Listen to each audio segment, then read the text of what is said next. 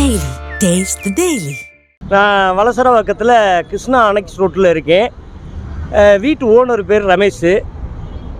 இப்போ பொங்கலுக்கு நான் விசேஷத்துக்கு போகும்போது அக்கா பையன் இறந்து போயிட்டேன். அதுக்காக அந்த விசேஷத்துக்கு போயிட்டு முடிச்சுட்டு நான் வாரதுக்குள்ளே அத்துமீறி அவர் வீட்டை உடைச்சி என்கிட்ட பொருள்கள் எங்கெங்கே எடுத்து போட்டிருக்காருன்னு தெரியல.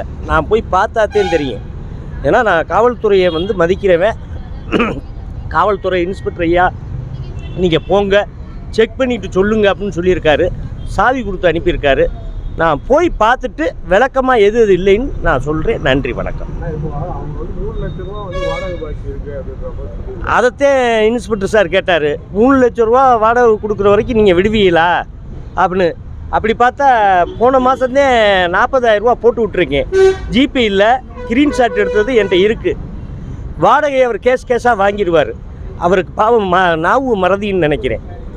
வாங்கினதே தெரியாமல் இந்த மாதத்தில் அடுத்த மாதத்துக்கு சேர்த்து கேட்பார். வாரப்புற மாதத்துக்கு சேர்த்து கேட்பார். அப்படிப்பட்ட மனுஷன் அங்கே ஸ்டேஷனில் இன்ஸ்பெக்டர் ஐயா விசாரிக்கும் போது அவரே குழம்பி போய் பேசுகிறார். பாவம், எனக்கு அவரை பார்க்கும்போது ரொம்ப பாவமாக இருக்குது. நான் போயிட்டு என் வீட்டில் என்னென்ன பொருட்கள் இல்லைன்னு பார்த்துக்கிட்டு அதுக்கப்புறம் நான் விளக்கம் கொடுக்குறேன். நன்றி. வீடு உங்களுக்கு விட்டதா சொல்றாரு. இந்த வீட்டில் வேற யாருக்கோ உள்வாடகைக்கு நீங்கள் விட்டுதான். அதே நான் கம்ப்ளைண்ட் கொடுத்துருக்கேன்.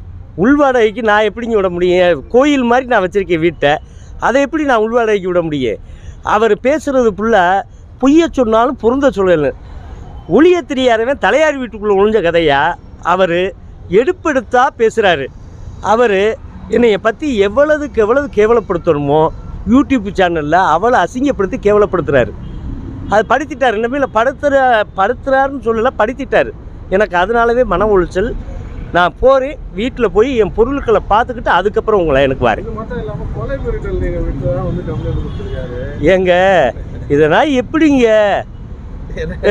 என் வீட்டுக்கு வந்தால் இருக்க 10 பேர் வந்தாங்கன்னா 10 பேர்த்துக்கு சாப்பாடு போட்டு தாங்க அனுப்புவேன்.